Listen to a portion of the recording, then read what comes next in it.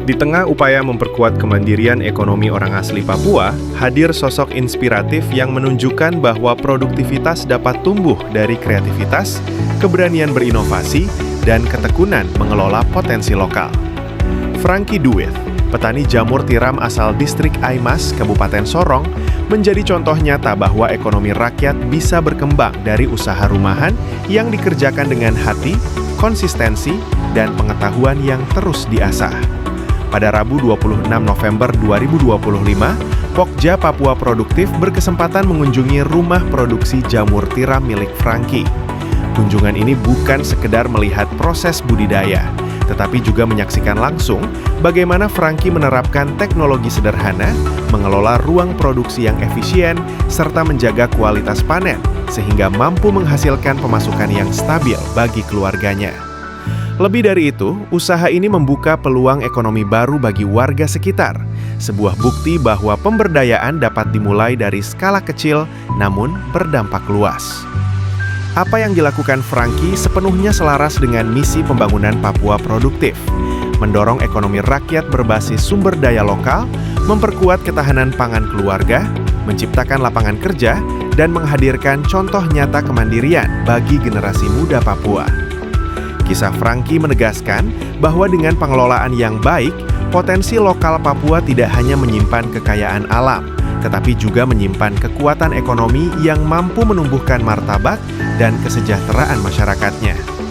Lebih dari itu, perjalanan Franky mengingatkan kita bahwa Papua produktif bukan slogan, tetapi gerakan perubahan yang dimulai dari setiap individu yang berani mencoba. Setiap orang Papua memiliki potensi untuk berkarya, membangun usaha, dan menjadi manfaat bagi komunitasnya. Inovasi tidak selalu membutuhkan modal besar. Yang dibutuhkan adalah semangat belajar, ketekunan, dan kemauan untuk memanfaatkan apa yang ada di sekitar. Jika semakin banyak warga mengikuti jejak seperti Franky Duwith, maka mimpi besar tentang Papua yang mandiri, kreatif, dan produktif bukan lagi sekedar harapan, tetapi kenyataan yang kita bangun bersama. Franky membuktikan bahwa masa depan Papua ada di tangan orang Papua sendiri. Papua produktif dimulai dari langkah kecil yang dikerjakan dengan hati besar. Dan jadi ini kita beruang produksi. Bahan kita taruh di sini, itu serbuk. Serbuk kayu ya, dia tanamnya itu, jadi serbuk kayu. Ya, nah, jadi ini serbuk yang kita ambil di limbah olahan di PPK. Kita ambil dia, setelah itu kita lepas dia di sini. Nah, nanti kalau mau produksi baru kita mainkan di sini. Ya. Jadi awalnya kita manual sambil berjalan ada berkat kita beli molen, artinya supaya memudahkan pekerjaan kan. Kita beli molen, setelah itu nanti dicampur di sini. Setelah dicampur kita ada proses pemadatan. Nah di sana itu backlognya itu. Backlognya itu kita kasih kita setelah backlognya setelah ini di sini kita di mesin press ini. Nah nanti kalau kita sudah press berarti backlognya itu dia beratnya sekitar 1,5 kilo. Nah kalau ini sterilisasi untuk bikin dia punya bibit. Bibit. Nah kalau ini untuk dia punya media jamurnya itu. Backlognya kita sterilisasi di sini. Ya. Istilah sederhananya. Ya dikukus. Nah ini di dalam ini kan ada isi. Vakum ya berarti. Ya. Di dalam ada isi. Iya ada posisi ada isi. Ya ada isi. Jadi kapasitasnya ini 400. Ya itu kita selamanya berjalan dengan yang ini. Kita ini kan ingin yang 400 backlog. Kita ini kan ingin yang lebih besar ini yang lebih besar supaya kapasitasnya lebih besar, kerjanya juga hemat waktu. Tidak kerjanya ulang-ulang sekali produksi dalam jumlah banyak, minimal masuk di sini barang 1.000 langsung kita melakukan sterilisasi. Semakin banyak media berarti semakin banyak. Ya semakin banyak. Nah dulunya itu kan tank gini dia drum sterilisasi ini dia ada di atas sini. Tapi karena dia kena panas, terus uap panas, tekanan dan lain-lain, jadi dia sering bermasalah di di las-lasannya itu. Dia sering bermasalah, kadang dia jebol, dia keropos dan lain-lain. Jadi kita sistemnya begini saja. Jadi ada air di dalam drum sini, kita kasih masuk api, kita boiler, kita kasih masuk api, air dia mendidih di situ, uapnya yang masuk di sini. Tapi uapnya memang maksimal. Kita ada sambil mencoba pakai ini bikin kompor oli. Ini yang ini, yang ini. Jadi nanti oli dikasih masuk di lubang ini, dia menetes ke sana. Di sana tuh kan api sudah menyala. Jadi sambil ada kita punya blower itu, ada ini blowernya. Nah ini kita punya blower, dia dikasih masuk di situ. Sudah nanti kan tinggal dicok dengan dicok ke strom, sudah dia hidup saja, dia sambil tiup, api dia sambil menyala. Tapi ya itu sambil kita masih pelajari terus. Masih pelajari karena ya kita juga bukan orang profesional yang itu, jadi sambil melihat yang dipelajari itu besarnya api ya, terus besaran tekanannya itu ya, jadi sambil pelajari supaya kalau blower ini dia kalau bisa pakai kompor oli kan kita bisa menghemat biaya, itu tidak berhubungan dengan kayu lagi, kita cari kayu bakar ya, terus asap dan lain-lain kan itu juga menjaga jangan sampai polusi dan lain-lain kan. Nah kita untungnya juga kan api, kayu dia datang sudah ditiup saja dengan blower, mau kayu dia bagaimanapun tetap dia menyala. Nah, ditiup dengan blower. Jadi proses ini sekitar kurang lebih 4 jam proses sterilisasi. Nah nanti setelah dilakukan sterilisasi, kalau hari ini sterilisasi dikasih tinggal, besok baru mulai orang bawa dia dari sini ke sebelah. Nah ini ruang produksi. Itu dipindahkan ke sini, ke ruang inkubasi. Nah ini kan kemarin yang banyak itu sudah kita geser ke sebelah. Nah ini ada yang jadi, ada yang dia gagal. Nah kategori yang jadi ya ini dia jadi tapi tidak maksimal. Macam begini kan, ini kan ada berbagai faktor, bisa saja serbuknya bermasalah, atau pada saat sterilisasi yang kurang matang dan lain-lain. Kalau ini ada lebih kepada ini sih, kadang serbuknya bermasalah karena di somel itu kan mereka gergaji kayu. Nah supaya pisau itu dia tetap licin dan lain-lain, mereka kan siram pisaunya itu dengan oli atau dengan solar.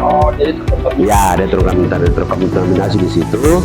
Jadi nanti ini kita tidak buang, kita lihat yang begini nanti ambil apa dibawa ke sana lagi lalu diproduksi ulang.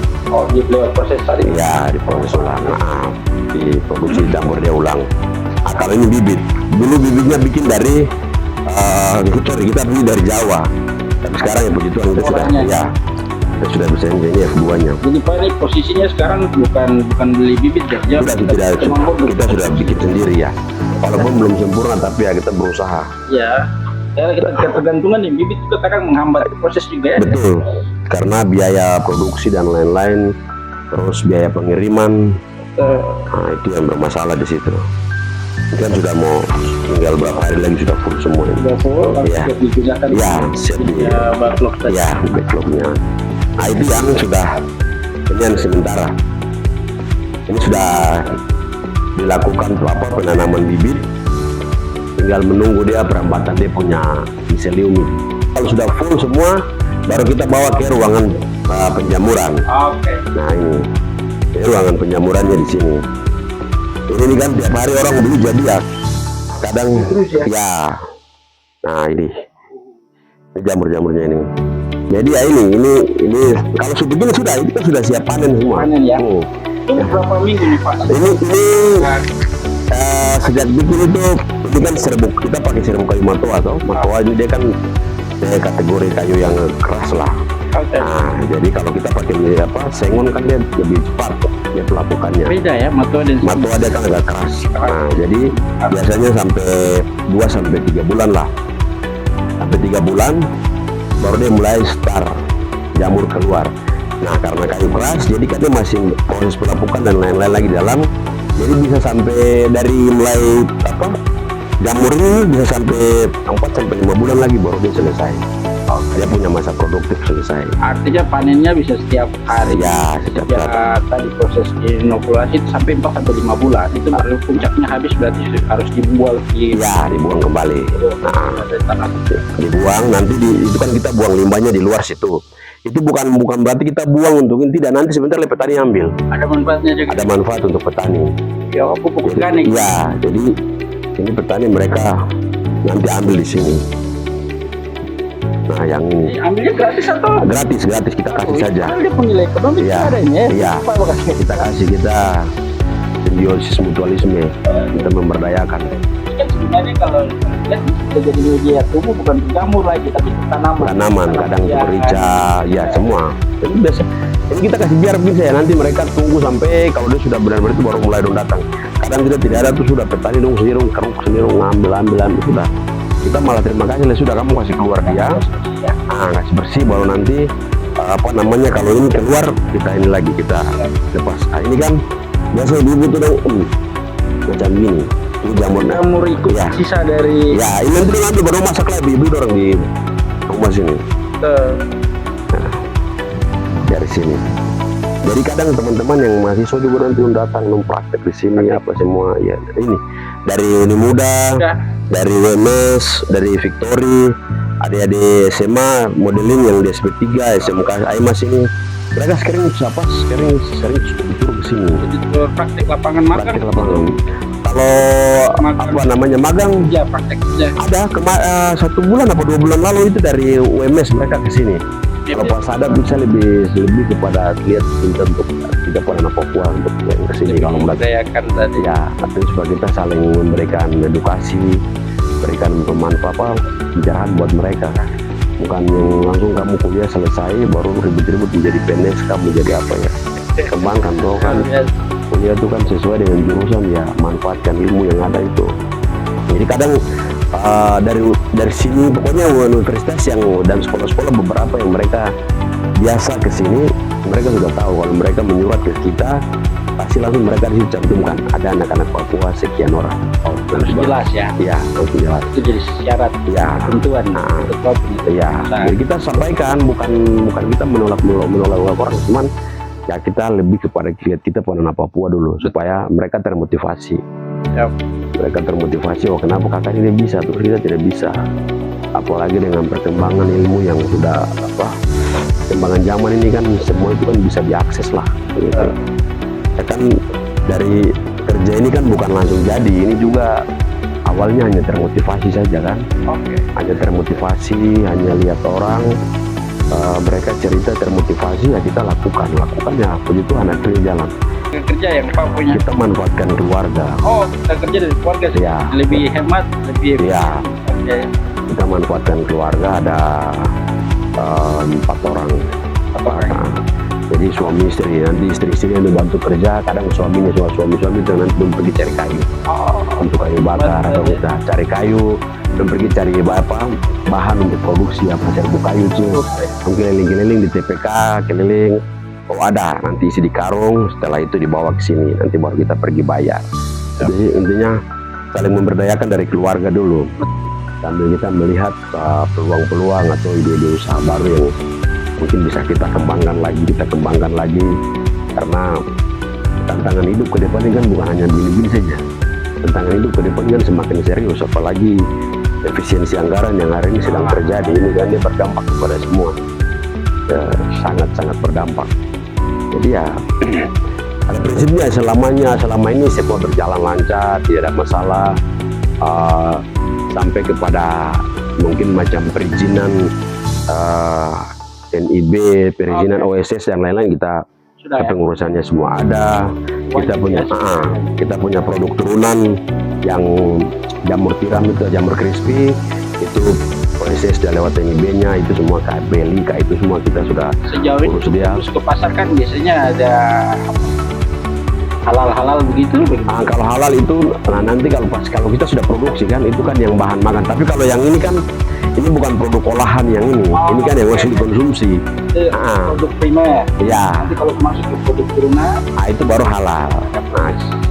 Ya. Halal ya. Kalau kita waktu di situ kan kita jamur tiram itu ada PIRT-nya.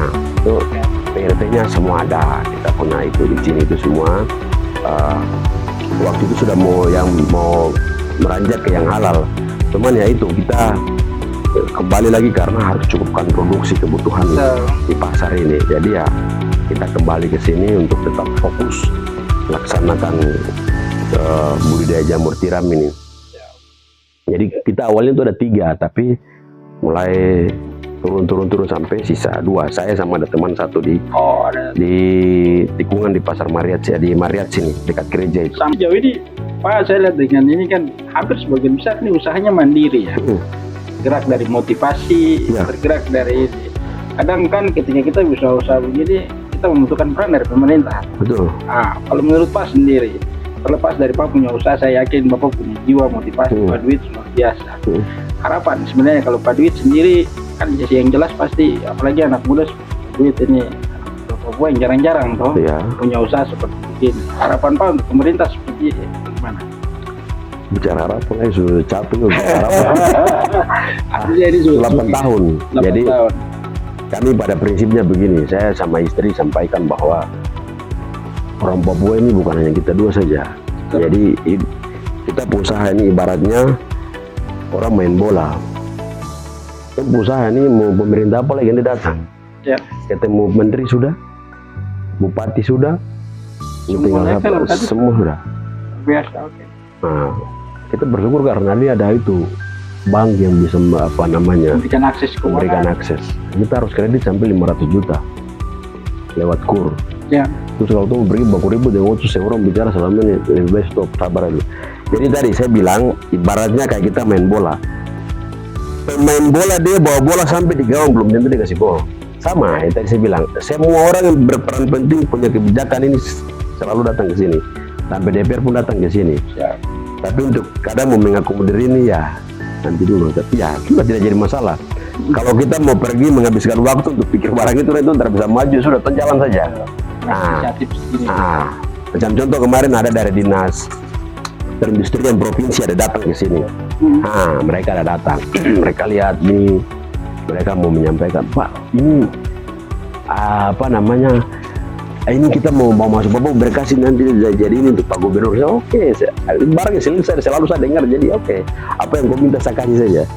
Tapi sejauh ini dampaknya kemarin baru mereka kasih berkas-berkas dan lain-lain apa semua sudah saya kasih saja. Nanti entah kapan dia mau terjawab ya sudah, nanti saya di situ. Tapi pada prinsipnya bukan kita tidak suka sama pemerintah, kita tetap mendukung pemerintah. Kita sadar diri bahwa orang Papua ini bukan hanya kita dan warga negara Republik Indonesia bukannya kita. Indonesia ini banyak, penduduknya banyak, jadi kita sambil menunggu. Tapi saatnya kalau berkat itu Tuhan kirim ya pasti dia akan datang juga. Berkat pasti dan kita juga tidak mau orang membahas kita di luar sana bahwa aku bikin usaha itu hanya semata-mata cari bantuan pemerintah. Apalagi ribut-ribut bilang saya ini orang Papua harus perhatikan, saya ini orang Papua. Stop. Bicara gitu. Terus ini orang sudah kirim sana, boleh bagi 6 provinsi, terus bagi di sekian puluh kabupaten kota, itu mendapat apa? Lebih baik jalan. Ini menikmati sekali dari proses. Iya, ada hal-hal yang Pak rasa itu bukan lebih dari sebuah bisnis as usual. Artinya bisnis itu bukan sesuatu yang biasa, tetapi itu memang menjadi orang bilang ketagihan atau bagaimana. Kalau saya tidak lepas barang ini berarti macam hidup ini ada yang hilang. Betul. Kadang itu keluar sana. Jadi begini. Barang ini saya sama istri itu kita punya capek yang selama ini mungkin kerja dan lain-lain itu dia terobat itu sekitar jamur ini keluar semua. Itu dia obat dia membalas kecapean selama, jadi kadang stres dan lain-lain. Ya namanya orang stres itu kan pikir banyak hal, beban hidup, keluarga ya. Pak Turut tahu bagaimana caranya orang main berat itu hidup.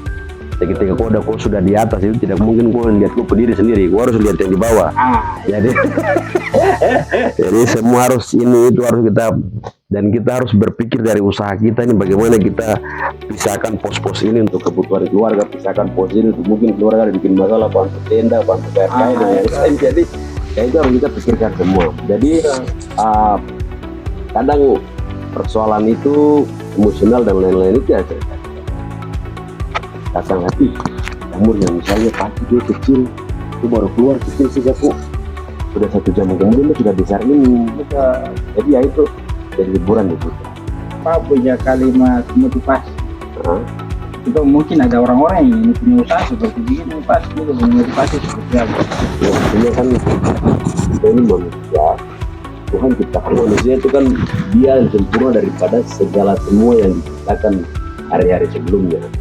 Jadi ya kita gunakan keahlian, kita gunakan kemampuan, gunakan hikmat yang Tuhan berikan kepada kita tuh untuk kembangkan segala sesuatu yang menjadi kemampuan kita. Ya. Contoh macam saya kuliah sarjana kehutanan, ya sudah kebetulan jamur kan dia berhubungan dengan halal hutan, ya sudah kita kembangkan di situ.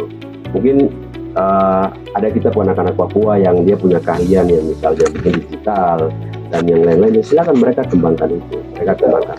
Jangan selamanya kita lakukan ini terus kita minta semuanya peran pemerintah.